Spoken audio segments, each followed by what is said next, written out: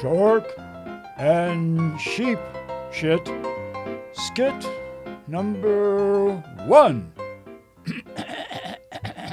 So, your sharkiness, what's, pray tell, might be your next move? Take over the whole world, like I've taken over you, shark fodder. Yeah, well, why would you want to do that, huh? Why? For power, you buffoon. I don't really appreciate the name calling. Could you kind of cut that out? But listen, what do you want power for, oh magnificent one? Because then I know I'm important. In fact, more important than anyone else. And what does that do for you, your significant one? Then I feel good about myself, fool. Don't you mean better about yourself, huh? How can I feel better when I'm already at the top of my game? I mean, compared with others, I guess I can keep getting richer and more powerful. Well, what would that be like, huh? Oh, it's the greatest feeling to know that you're worth so much more than any other people on Earth. Yeah. Hey, how about other dictators, huh? Well, yes, there are very few people that I admire. Kim Jong-un of North Korea, and of course Vladimir Putin, or Vlad the Impaler as I like to call him. Both of them are ruthless, making all of their people as toothless as possible. Yikes. By the way, I think I was supposed to comment on your teeth around this time. You have magnificent chompers there, buddy. Why, thank you. I have a nice dentist. He's very good at what he does. It's obvious. So listen, you do care for me, though, don't you, your fearless leader? I care for you as much as I need to, in order to get you to do what I want you to do. Hey, well, that does seem pretty selfish of you, your imaginary legend. Are you stupid? I'm the generous one, giving you of my time and superior intelligence. You are the selfish ones who benefit from my almighty gifts. Oh, well then, are you like God, your wonderfulness? Are you like God? Just leave out the word like, and I think you've got it. Whoa, baby. Dun, dun, dun, dun. At night, when you cannot find your way, and the game's too rough to play, and you don't know what to say, come to me, my child. Judith, welcome to the show. Thank you, Rod. So, I hear tell you're a poet. That's true. I try anyway. Yes. Oh, I think you do more than try. I've read Judith's poetry, actually in her play, A Woman's Heart, which ran for 6 productions. 6 productions in 6 different venues here on Cape Cod. If you were lucky enough to catch us in that play, not only were the actors, the one male actor and 2 to 3 female actors. Yes, right. In any case, it's great. Let's get right to one of Judith's poems. Okay. Now, this is in my book, Passion and Provocation. I'm going to show it over here. Okay. Isn't she doing great, folks? So this is a book that has so many poems in it, 154 different poems. So I have a variety of themes. One word each? Yeah, right. No. But this one is called Jersey Girl, and that's because I grew up in New Jersey. Yo, Jersey. Yay. And in the summer, we used to go down the shore, is how we said it, down the shore, to Long Beach Island. So it was always looked forward to and everything. And then as I became a teenager, I had dates. And so I'll this bet poem... you had a lot of those. Hey, Judith. Well, I don't remember. Yeah, right. But anyway, I wrote this poem. It's sort of an homage to Long Beach Island and my New Jersey growing up. Jersey Girl. Guys with their slick DAs took me for a ride in their souped-up Chevrolets, trailing cigarette smoke out the sides of their mouths so cool to this sophomore straight from Catholic school, blowing smoke rings to impress me in my homemade cotton sundress, speeding down the main drag, driving with their knees, prompting prayers under my breath, 100, "Dear Jesus, please protect me's." And the petting I denied, though they tried and tried. I'd always get my monthly friend early, inexplicably. Was it God's way of protecting me and my virginity? On the strip, on summer holiday, between the ocean and the bay, I yearned for something more in my teen years down the shore. Though I didn't know just what it was or what I hungered for, in my naive virgin's 16-year-old skin, somehow I knew it was a sin. Cut to me just because I want to put on a look of excitement and surprise. Ooh, back to Judith. Well, what do you think about that poem, Judith? What do I think about it? You wrote it. I like it. Why? I like it. It's fun to read. Is it fun to remember? Yeah, it is. It is. Yes, you know. But yeah, I was a Catholic girl in Catholic school, so you know there were certain reservations and things. But Like S-E-X? I was a good girl, you know. I don't know if I totally believe you about that, Judith. I've seen some pictures of you when you were young and daring, perhaps, but you were definitely, I would say, and I don't suppose I'm supposed to use this word now, a hottie. I think. Ooh, Yeah. thank you. Yeah. I don't know that anybody ever said that, but They didn't. Well, they didn't. That was. Yeah, That was more than 10 it years was ago. a lot of years ago. Yes, we won't go there. So, being on a ride with guys, and then guys trying to make his move, right? Mhm. And Driving with his knees. I mean, right. oh my gosh, that's when you had the big steering wheel and you could just really do that, you know. and do other things while you were driving with your knees, I suppose. You could try. Yeah, there's the key word there, folks. You're getting to know Judith Partelow as a teenager. You can try, pal, but I wouldn't count on success. Yeah, I mean, there were, it was really a lovely time. I still remember the beach and, the shore and, young girls wearing their one-piece bathing suits because we didn't have Was many. it just a bottom or was it a top? It was the whole thing. Oh, that's right. Yes, but, it was really a fun time, and we always looked forward to it. It was like the last 2 weeks in July. We would go there. Which beach on the Jersey Shore? Very often Beach Haven, sometimes Surf City. Huh. Where is that? Where are those places? I Well, know, like Long Asbury Beach Island, and there's a bridge, onto the island down cool. in, kind of southern New Jersey. I Okay. don't really Yeah, know yeah. that well. My father was driving. You were asleep in the Yeah. backseat, or smoking in the backseat. Oh, Oh, no. okay. Hi, princess, how are you? Hey there, Jake, how are you? Good, I'm fine, what you doing?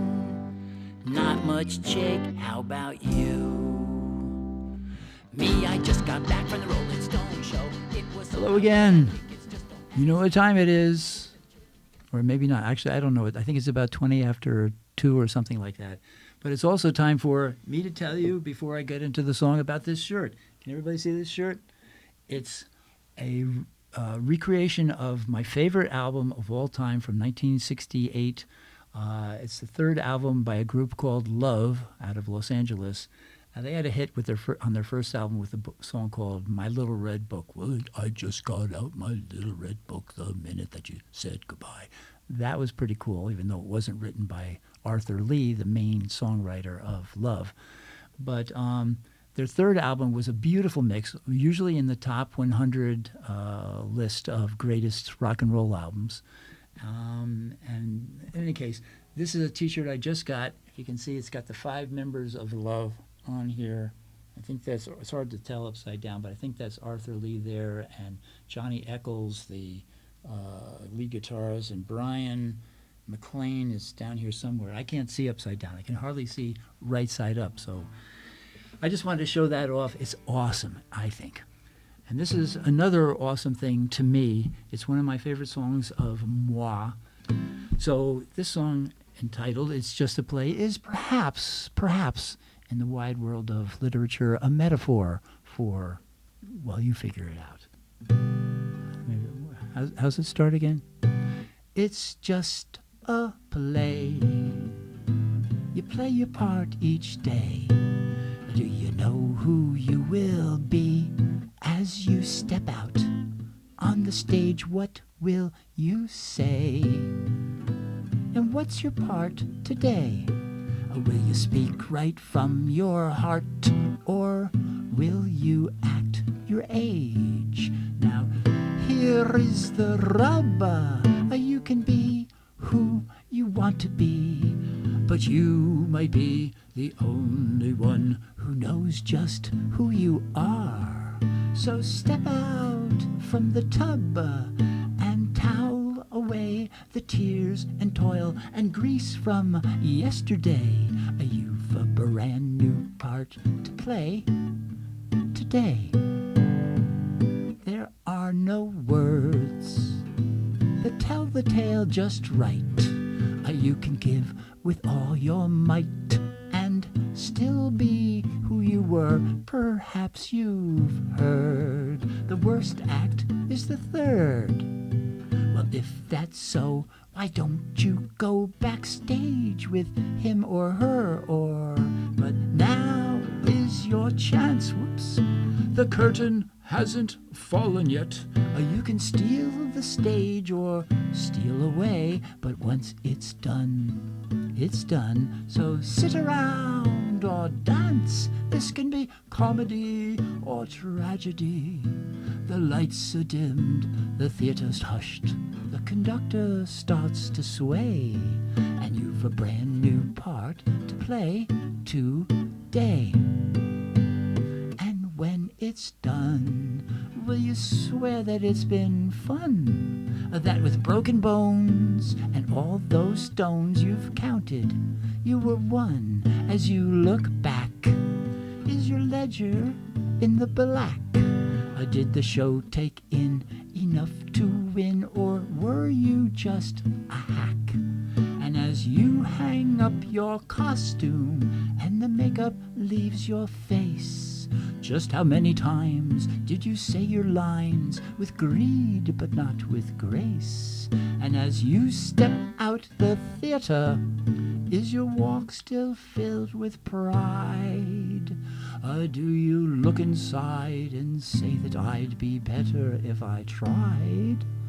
For I've a brand new part to play today, and I can play any part that I want to play.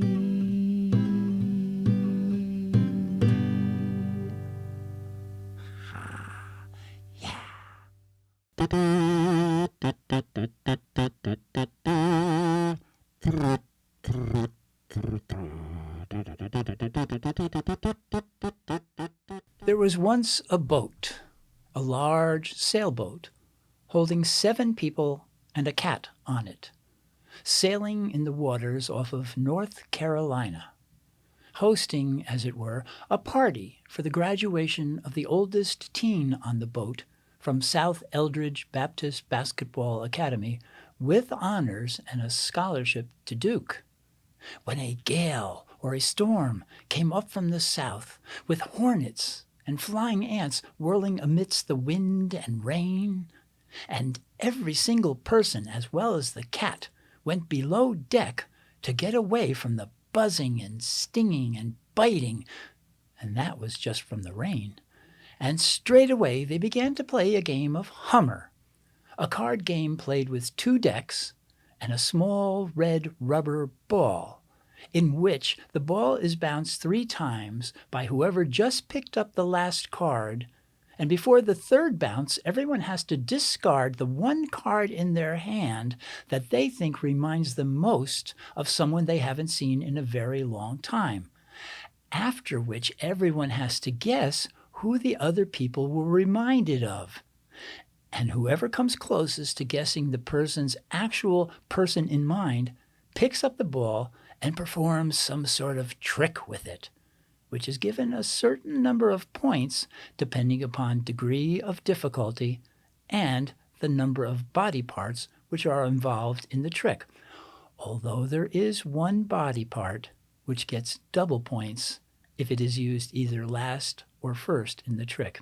And then the points are added up, and whoever has the lowest number of points has to hum a tune to themselves, which the others must guess, and whoever guesses a tune which begins with the same letter as the letter which begins the tune which the person was actually humming to themselves gets to throw down their hand and go up on deck and get something and bring it back down below deck, and the game begins again at that point. Fake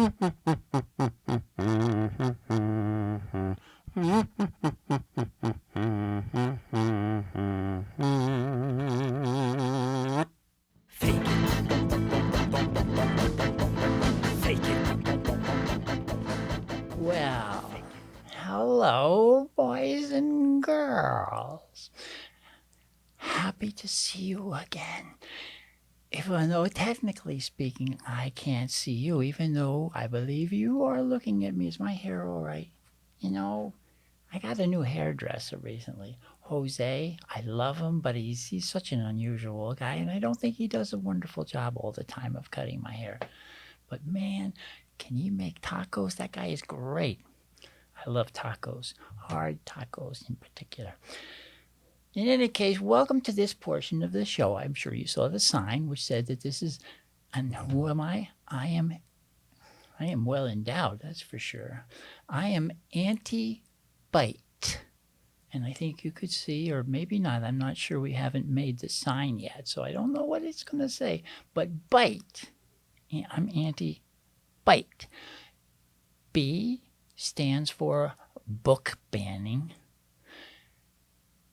What comes now? How do you spell bite? I stands for ice, cold ice. T stands for, guess what? Trump. And what's the last letter? E stands for his good buddy Epstein. Yes. So that's me. I am Auntie BITE, and I hope you're going to be able to. I hope you like this section of the show. This is the very first time. I've never been on TV before, but wow, look at all these people: cameramen, sound technicians, costume people, makeup, and look at look at you all out there in the studio audience, and you. I think I can see way out there in TV land. There are ones of you out there that I can count. What we're going to do in this portion of the show, at least today. What was I just saying? Oh, what we're going to do in this portion of the show is what's called podcast poetry. These will be poems by my nephew, Rod. Such a good boy. Well, not all the time. He used to get in trouble. When he was a young kid, you wouldn't believe, he almost started a fire once in Mayapack, New York, because he was working for the Mayapack Secret Service, which he and his good buddy Brian and our pal Jeff had sort of combined to create this. We were leading. Why am I going back there in time? Podcast poetry. And I'd like to present this first one because it's the first page in the poetry section of the podcast book of stuff. This poem is entitled, I guess I don't know whether I care whether you like it or not. Or maybe I should. I probably should. This called is Which Do You Prefer? I'm going to repeat that for those that are hard of hearing. Which do you prefer? By Rod. Caring for kids versus raping children. These are like questions for you. Telling the truth versus lying. Ringing any bells here, folks? Treating women and men as equals versus treating women as inferiors and men as superiors. Doesn't make a damn bit of sense to me. Anyway, it should be the other way around. Treating all humans well versus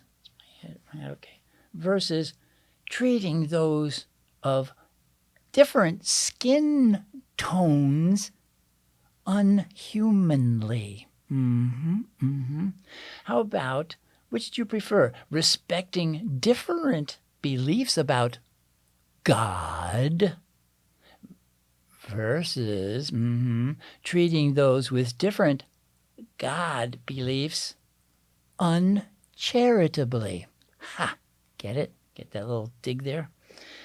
How about, which do you prefer? Respecting a woman's or a man's personal choice about their own body versus, you know where this is going, versus acting violently towards man or woman regarding their personal choice about their own freaking body.